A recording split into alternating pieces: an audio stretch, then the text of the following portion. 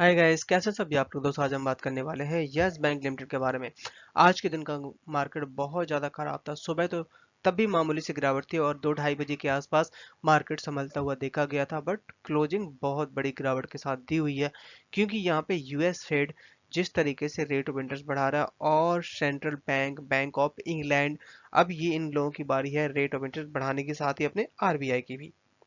तो जिसकी वजह से मार्केट में तहलका मचा हुआ है और ये सारी सारी जो गिरावट देखने को मिल रही है, सारी की सारी यहाँ पे यूएस से गवर्न होती है और यहाँ पे पूरे वर्ल्ड वाइज के मार्केट को यहाँ पे गिरा के रखा हुआ है, क्योंकि रसिया और यूक्रेन के बीच की जो वॉर चल रही है, वैसी इकोनॉमी उसकी वजह से चरमराई हुई है। साथ ही यहाँ पे अब यूएस में भी जो बैंक डूबने की कगार में है, उसकी वजह से बहुत सारे आईटी कंपनी हैं जो कि डिपेंड है उस पे, क्योंकि वो बहुत सारी स्टार्टअप और बैंकों को और जो भी बिजनेस चलाना चाहते हैं उनको बहुत अच्छे रेट पे पैसे देते थे। तो जिसकी वजह से सब पे इम्पैक्ट देखने को मिल रहा है। तो चलिए गाइस शुरू करते हैं हम अपना वीडियो।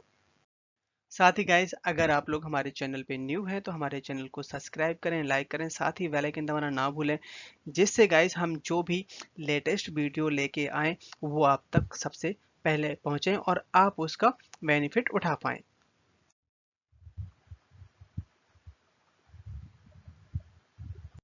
आज के दिन यहाँ पे मार्केट में बड़ी गिरावट देखने को मिली है और अपना जो निफ्टी 50 है जो कि 17,000 के भी नीचे आ चुका है। करीबन 130 पॉइंट की गिरावट देखने को मिली है और बैंकिंग सेक्टर में करीबन यहाँ पे 220 पॉइंट की निफ्टी बैंक में गिरावट देखने को मिली है और आईटी में मामूली सी गिरावट के साथ क्लोजिंग दी हुई है।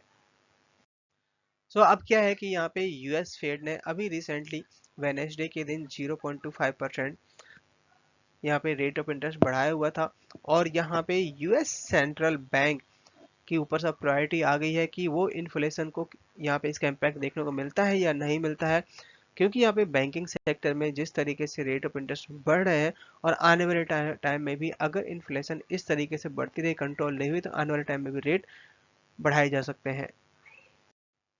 जिस तरीके से यहाँ पे यूएस फेड ने इंटरेस्ट रेट बढ़ाया हुआ है और उसका इम्पैक्ट वर्ल्ड वाइज भी जितने बैंक हैं वो भी अपना रेट ऑफ इंटरेस्ट बढ़ा रहे हैं। यहाँ पे बैंक ऑफ इंग्लैंड भी क्वार्टरली अपने रेट ऑफ इंटरेस्ट बढ़ाएगा और साथ ही अपना अब बारी आती है अपनी आरबीआई की भी। तो आरबीआई भी गाइस अगले महीने अप्रैल के महीने में आरबीआई पॉलिसी है और वो भी यहाँ पर रेट ऑफ इंटरेस्ट बढ़ा सकते हैं, जिससे ईएमआई वगैरह पे फर्क बढ़ेगा और बैंकों को भी जैसे अगर रेट ऑफ इंटरेस्ट कम होते हैं तो लोन वगैरह लोग ज़्यादा लेते हैं, बट अब यहाँ पे ईएमआई बढ़ेगा तो इसका इम्पैक्ट बैंकिंग सेक्टर में भी पड़ने वाला है।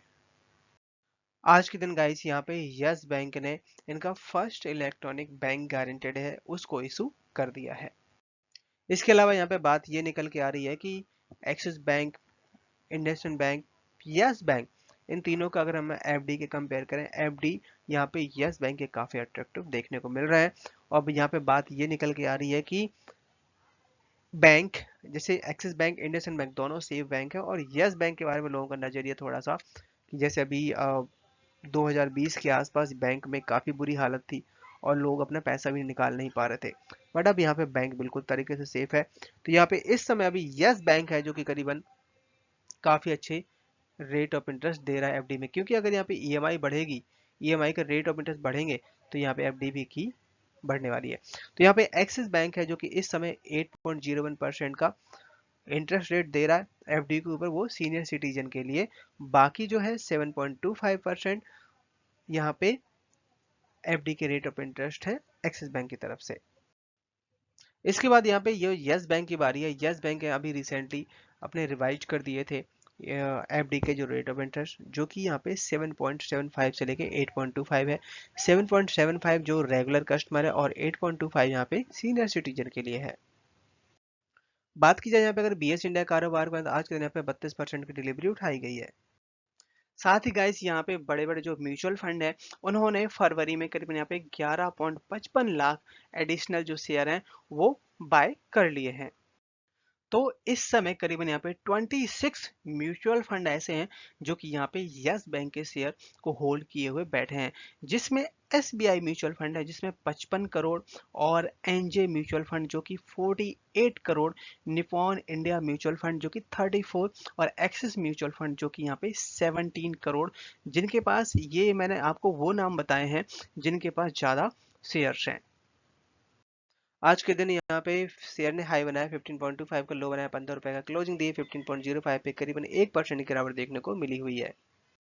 इसके अलावा यहाँ पे अगर चार्ट में नजर डाली जाए तो यहाँ पे आप देख सकते हैं 15 रुपए के आसपास क्लोजिंग दी है और 14.5 का इसने लो बनाया था, शेयर उसी के आसपास पहुंच चुका है। तो यहाँ पे 15 रुपए सबसे बड़ा सपोर्ट है, अगर इसको ब्रेक करता है 14.5 और अदरवाइज गाइस फिर 13.5 रुपए तक के भी लेवल देखने को मिल सकते हैं और ये लेवल ऐसे रहेंगे कि यहाँ पे हमें खरीदारी करनी चाहिए लॉन्ग टर्म के लिए। तो गाइस जेफरी ने बैंकों के ऊपर एक बड़ी रिसर्च करी हुई है, वो भी इंडियन बैंक्स के ऊपर। उनका कहना ये है कि वैल्यूएशन बाय काफी ज्यादा अट्रैक्टिव दिखाई देते हैं। क्या है गाइस कि यहाँ पे वर्ल्ड वाइज बहुत सारे ऐसे बैंक हैं जिन्होंने 81 बॉन्ड का सहारा लिया हुआ है। जब भी पैसों की दिक्कत आती है 81 बॉन्ड का यूज कर लेते हैं। बट यहाँ पे 81 बॉन्ड के ऊपर जो डिपेंडेंसी है वो ज़्यादा होना बैंकों के लिए अच्छा नहीं है। तो जेफरी का कहना ये है कि बहुत सारे ऐसे बैंक हैं इंडिया में, खासकर इंडिया के जो बैंक हैं उनकी हालात बहुत अच्छी है। उनका मानना ये है कि जो गवर्नमेंट बैंक है, स्टेट बैंक ऑफ इंडिया, साथ ही private bank, HDFC, Canara bank, बहुत सारे ऐसे बैंक हैं जो कि यहाँ पे 81 बॉन्ड से ज़्यादा डिपेंडेंसी नहीं रखते हैं। ये काफ़ी अच्छा है। बट यहाँ पे यस बैंक के लिए जो कि बहुत लार्ज क्वांटिटी में 81 बॉन्ड का जो पैसा है वो यस बैंक के पास में है, जो जरूर थोड़ा यस बैंक के लिए नेगेटिव हो सकता है जब यहाँ पे कोविड-19 में यस बैंक ने सपोर्ट लिया था 81 बॉन्ड का। तो गाइज जैसे कि यहाँ पे यस बैंक के टॉप मैनेजमेंट ने करीबन यहाँ पे 1,60,000 के आसपास नंबर ऑफ शेयर्स जारी किए गए हैं अपने एम्प्लॉय के लिए और पहले भी यस बैंक ये जारी कर चुका है। इसके बदले यहाँ पे काफ़ी ज़्यादा पैसे जुटाए हुए हैं। ये किसी भी इंडस्ट्री के लिए बहुत ज़्यादा पावरफुल माना जाता है अगर वो अपने एम्प्लॉय को शेयर जारी करे, जिससे क्या होता है कंपनी के जो शेयर्स हैं काफ़ी स्ट्रॉन्ग खड़े होते हैं, क्योंकि वहाँ पे बिग वाले ज़्यादा देखने को नहीं मिलती है। इसके अलावा गाइस यहाँ पे एफआईआई की बाइंग एक तरीके से पॉजिटिव सिग्नल दिखाती है कि यहाँ से शेयर अच्छे खासे रिटर्न दे सकता है। एफआईआई वहीं अपनी होल्डिंग कर बढ़ाते हैं जहाँ पे उन्हें आने वाला टाइम वो शेयर अच्छे रिटर्न दे सकता है। हाँ, ये जरूर है कि डीआईएस ने अपनी होल्डिंग मामूली सी कम की हुई है, जो कि 45% का स्टेक था एक साल पहले, जो कि इस समय 38% का स्टेक हो गया है। अगर यहाँ पे एक बार देखा जाए कि म्यूचुअल फंड, जैसे एफआईआई के बारे में तो हम बात कर चुके, म्यूचुअल फंड भी यहाँ पे लगातार धीरे धीरे करके अपना यहाँ पे इन्वेस्टमेंट बढ़ाते जा रहे हैं और म्यूचुअल फंड में तो बहुत सारे लोगों का, इन्वेस्टर का पैसा लगा होता है। तो जो कि जब इतने बड़े बड़े म्यूचुअल फंड यहाँ पे अपना पैसा लगा रहे हैं और लॉन्ग टर्म के हिसाब से यहाँ पे जर्नी सोच के बैठे हुए, तो गाइस मेरे ख्याल से घबराने वाली बिल्कुल भी बात नहीं है मार्च के महीने में जो शेयर अनब्लॉक होने वाले हैं। आज के दिन का वॉल्यूम देखा जाए तो करीबन 36 करोड़ का वॉल्यूम देखने को मिला है। मतलब आज के दिन गाइस वॉल्यूम थोड़ा कम था क्योंकि इतनी खास तेजी देखने को मिली नहीं। यही यहाँ पे अगर एक बार इसके रिटर्न्स को देखा जाए तो ये हमें 1 वीक में 10%, 1 मंथ में 26% और 1 ईयर में करीबन यहाँ पे 60 से 55% तक के रिटर्न दिखा चुका है। सो गाइस यहाँ पे जो इनकी अर्निंग आई हुई है, अर्निंग आप देख सकते हैं कि एक साल पहले इनके जो इंटरेस्ट अर्न है काफ़ी ज़्यादा यहाँ पे इंक्रीज होते हुए देखे गए। यहाँ पे 4800 करोड़, मतलब 4800 करोड़ के आसपास था, जो कि इस बार 5800 करोड़, सीधा सीधा मतलब काफी अच्छा जंप मारा है। अदर इनकम है ये भी अच्छी खासी रही है, देखिए 750 करोड़ के आसपास, जो कि यहाँ पे 1200 करोड़ के आसपास अदर इनकम आई है इस साल। टोटल इनकम बढ़ गई है। मेनली क्या निकल के आया है कि इनके खर्चे बहुत बढ़ गए। पहले 5000 करोड़ के आसपास थे, जो कि इस बार 6000 करोड़ थे। यहाँ पे सबसे ज्यादा 1000 करोड़ के दिन पे खर्चे बढ़ गए। गाइस क्या है कि जब हमें ग्रोथ करनी होती है चौतरफा, अपने हर चीज में हमें ग्रोथ लानी होती है तो हमें पैसे खर्च करने पड़ते हैं और उसका जो इम्पैक्ट है, जो हमने पैसे खर्च किए वो टाइम लगता है। हर जब जब जहां जहां पे हमने पैसे खर्च किए हैं, जहां जहां पे पैसे इन्वेस्ट किए हैं, जब वहां से वो आउटपुट निकल के आएगा ना, तो बहुत अच्छा आउटपुट निकल के आएगा। तो यहाँ पे अभी हमें इंतजार करना पड़ेगा उसके आउटपुट का। और सबसे ज्यादा मेन चीज अब निकल के आई है कि यहाँ पे प्रोविजन, जो कि एक साल पहले यहाँ पे करीबन 370 करोड़ के आसपास प्रोविजन था, जो कि अभी इस समय 850 करोड़, मतलब सीधा ऑलमोस्ट डबल से भी ज्यादा प्रोविजन रखा हुआ है, जिसका इम्पैक्ट यहाँ पे इसकी प्रॉफिट में दिखा हुआ है। अगर ये प्रोविजन कम हुआ होता या सेम हुआ होता जो कि पिछले साल था, तो इस बार के नंबर्स ना करीबन 400 करोड़ के आसपास प्रॉफिट दिखाता बैंक।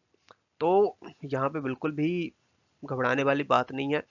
और मंडे के दिन में भी हो सकता है थोड़ा बहुत गिरे, बट ऐसा नहीं होने वाला कि 15 रुपए शेयर पहुंच जाएगा, 16 रुपए पहुंच जाएगा, ऐसा नहीं होने वाला। अब एक बार इनके एनपीए के बारे में बात कर लेते हैं। ये भी अपने पास 1 साल का डेटा है। इधर देखिए आप, यहाँ पे 28,654 करोड़ का एनपीए था, जो कि इस बार करीबन 3,900 के आसपास एनपीए रह गया है।